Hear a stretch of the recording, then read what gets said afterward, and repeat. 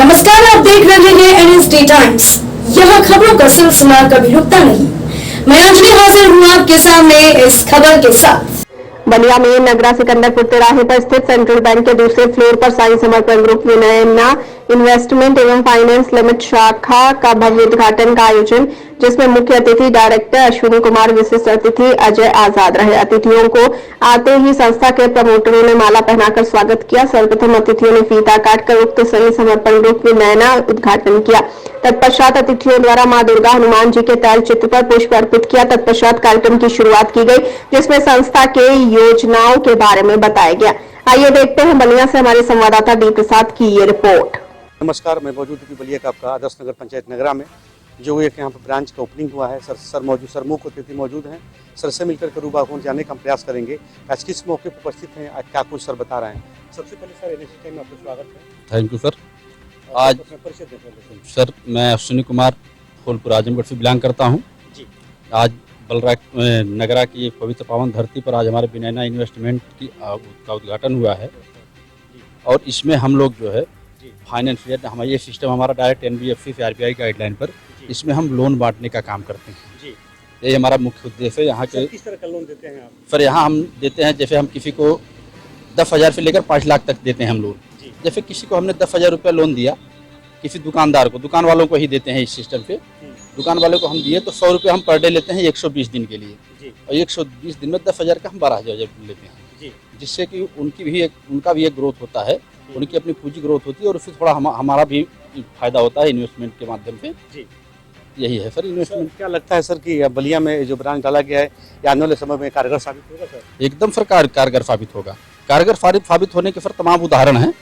जैसे आज इन्वेस्टमेंट के माध्यम से हम लोग आज यहाँ अगर आए हैं और यहाँ ब्रांच का उद्घाटन हुआ है, तो इसके ऊपर मैं देखना चाहूँगा जैसे एनबीएफसी है, जितने भी आरबीआई गाइडलाइन पर है बैंकिंग सेक्टर, आरबीआई के 2 लेख होते हैं, एक होता है बैंकिंग, एक नॉन बैंकिंग।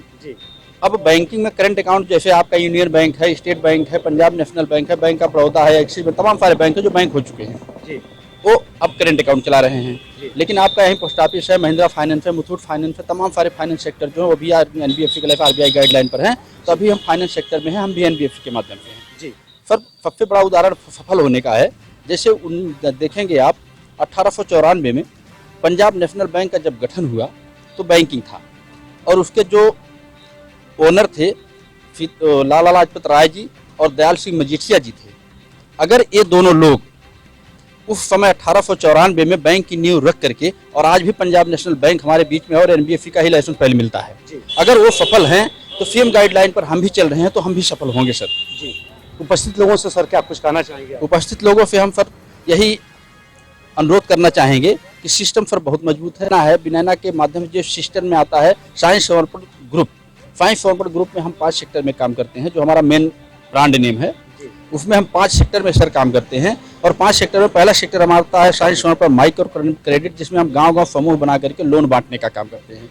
जैसे गांव में तमाम दिक्कतें आई हैं, जैसे साहूकारी प्रथा में जब हम किसी से पैसे लेते थे ब्याज पर, तो 10% के माध्यम से हमें वापस करना पड़ता था, तो हम उनकी मूलधन हमारे पास पड़ा रहता था, उनका ब्याज देते देते हम परेशान हो जाते थे। उस स्थिति में हमारे मकान, हमारे खेत सब गिरवी हो जाते थे। लास्ट में साहूकार हमारे मकान और खेत सब ले लेता था, हम कंगाल हो जाते थे। उस स्थिति को देखते हुए अगर यहाँ से हमारे यहाँ से जो लोन बनता है, पब्लिक को दिया जाता है, एक सस्ती लोन है, और लेकर के लोग एक मुश्त लेते हैं और छोटी छोटी किस्तों में देकर के पे कर देते हैं, और उनका ग्रोथ भी होता है और हमारा लोन भी पे हो जाता है। गुरु पूर्णिमा के शुभ अवसर पे नगरवासियों और जनपदवासियों के लिए आपके द्वारा क्या शुभकामना संदेश सर होगा? सर यहाँ के नगरवासियों और ग्रामवासियों के लिए हम एक शुभकामना देना चाहेंगे कि हम आपको विश्वास दिलाना चाहते हैं कि हम 100% एनबीएफसी के लाइसेंस पर, आरबीआई गाइडलाइन पर हम 100% गवर्नमेंट गाइडलाइन को फॉलो करते हुए आपके बीच में आए हुए हैं। आज हम आप लोगों के माध्यम से, आप लोगों के प्यार दुलार के माध्यम से आज जो ब्रांच का उद्घाटन हुआ है, आप लोग कंधे से कंधा मिला करके साथ दीजिए, और मैं हमेशा आप लोगों के साथ संकल्पबद्ध हूँ, वचनबद्ध हूँ कि आने वाले समय में सम्मान पर ठेस आने नहीं दूंगा। बातचीत करने के लिए सर बहुत बहुत धन्यवाद सर। हम वही मौजूद हैं ऑफिस के प्रांगण में। सर मौजूद हैं मुख्य अतिथि के रूप में। सर से जानने का प्रयास करेंगे, सर को विशिष्ट अतिथि कर लिया जाए तो सबसे बेहतर होगा। सर से जानने का प्रयास करेंगे कि सर इस मौके पर क्या कुछ बताते हैं। तो सबसे अपना परिचय बताइए। जी सर, मेरा नाम अजय आज़ाद है। मैं इस ब्रांच प्रमोटर हूँ इस सिस्टम का, साई समर्पण ग्रुप का। सर इस मौके पे आयोजन के मौके पे क्या कुछ बताना चाहेंगे सर? जी, सबसे पहले तो आपको बहुत बहुत धन्यवाद क्योंकि आप आए, अपना समय निकाल कर दे, क्योंकि वाकई में समय बहुत कीमती होता है।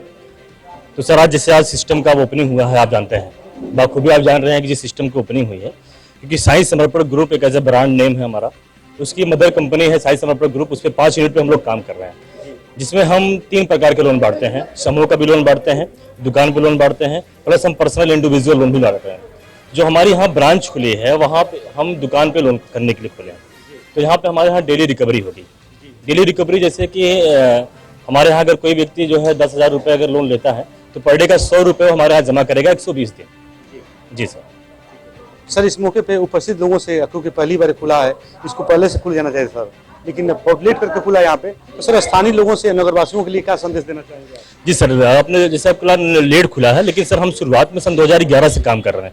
सन 2011 से मैं जौनपुर से हम लोग जब शुरुआत किए थे तो हमारी एक ब्रांच थी, रीजनल ब्रांच हमारी जौनपुर थी, हमारी हेड ऑफिस लखनऊ में है। तो आज वर्तमान में तकरीबन 130 ब्रांच हमारी है। आपके बगल में यहाँ मधुबन पड़ता है, मधुबन भी हमारी ब्रांच है। तो यहाँ पे बलिया में हमारी ये पहली ब्रांच है। बहुत जल्द हम प्लान कर रहे हैं आपके बलिया सिटी में भी ब्रांच डालने की। और सर मैं चाहता हूँ कि जो ये प्लेटफॉर्म हमारा है साईं समर्पण ग्रुप, इसके तहत हम जो छोटे छोटे व्यवसायी हैं, जैसे होता क्या है कि आप मार्केट में टहल रहे होंगे, देख रहे होंगे कुछ दुकानें ऐसी मार्केट में है जो 3-4 साल पहले जिस कंडीशन में थी आज भी उसी कंडीशन में है, क्योंकि उसी दुकान से घर का, परिवार का खर्चा चलता है। तो जो पूंजी प्रॉफिट होती है वो खर्चे में खत्म हो जाती है। लोग दुकान अपनी बढ़ा नहीं पा रहे हैं और बैंक के पास जाते हैं तो बैंक के इतने रिक्वायरमेंट होते हैं, इतना सारी चीजें, डॉक्यूमेंट्स फुलफिल करना पड़ता है कि वो अपनी पूरी नहीं कर पाते हैं। इसलिए जो छोटे व्यवसायी हैं उनको बैंक के लोन नहीं करती हैं। हम लोग क्या करते हैं सर, हमारे यहाँ कोई भी व्यक्ति आता है, एक नॉर्मल सी रिक्वायरमेंट होती है और उसको फुलफिल करके जो है हमारे यहाँ से लोन ले सकता है और अपने बिजनेस को बढ़ा सकता है। बातचीत करने के लिए सर बहुत बहुत धन्यवाद। का काम करते हैं, मन में कहीं ना कहीं ये लक्ष्य आता है। दिखने में कभी कभी यहाँ के लीडर भी बताए होंगे, समाजिक भैया भी कभी आकर के बताए होंगे कि हमारा मेन लक्ष्य क्या है, बैंकिंग। यही तो है सब। अगर बैंक का लक्ष्य देखा जाए तो बैंक के लक्ष्य को देखते हुए इसी बैंक का इतिहास पढ़ा जाए। जैसे हमारा हम लोगों के बीच में 11 फरवरी 1894 को पंजाब नेशनल बैंक का गठन हुआ। उनका भी मेन लक्ष्य था बैंकिंग, लेकिन वो गठन हुआ जब 1894 में, तो पाकिस्तान के लाहौर की धरती से हुआ। उसके जो थे ओनर थे लाला लाजपत राय, दयाल सिंह मजीठिया। इन्होंने जब उसका उद्घाटन किया तो समय स्थिति क्या रही होगी। आज हम लोग अपने सिस्टम को लेकर चल रहे हैं तो आज लोगों को अपवाद लगता है, कहीं ना कहीं दिक्कत महसूस होती है कि वास्तव में क्या है बैंकिंग सेक्टर है और क्या ये लोग बैंक बना लेंगे। तमाम अपवादों को देखते तमाम सेक्टर धराशायी हुए हैं। आज हम लोग मार्केट में चल रहे हैं फाइनेंस के माध्यम से, तो क्या बैंक तक जाएंगे। दूसरा उदाहरण अगर देखा जाए, कुछ भाई हमारे यहाँ बैठे हुए हैं जो बैंक ऑफ बड़ौदा में वर्क कर रहे हैं। तो बैंक ऑफ बड़ौदा का अगर देखा जाए तो वो 1908 का आपका बैंक है। उस समय 1908 में जो आज स्थिति है क्या रही होगी। जब उसकी ओपनिंग हुई तो क्या ये स्थिति बनी होगी कि आने वाले समय में इतना बड़ा बैंक होगा। तीसरे नंबर पर अगर देखा जाए, 11 नवंबर 1919 को यूनियन बैंक का गठन होता है। उसके ओनर हैं सेठ सीताराम पटडौर जी। जब उन्होंने 1919 में यूनियन बैंक का गठन किया तो क्या ये स्थिति रही होगी। यूनियन बैंक कम से कम आज 100 साल पूरे कर चुके हैं, 100 साल प्लस चल रहा है। और सबसे मजेदार बात यह है, जब यूनियन बैंक का गठन हुआ तो आज हम लोगों को जो ऑफर मिला है फीता काटने का एक छोटी सी ऑफिस के लिए, उस समय यूनियन बैंक का जब गठन हुआ फिर सेठ सीताराम सिस्टम को दिया और दे करके हमें आजमगढ़ से नगर तक आने के लिए मजबूर कर दिया। एमडी साहब को जौनपुर से आने के लिए मजबूर कर दिया। डायरेक्टर साहब को मड़ियाहू से आने के लिए मजबूर कर दिया।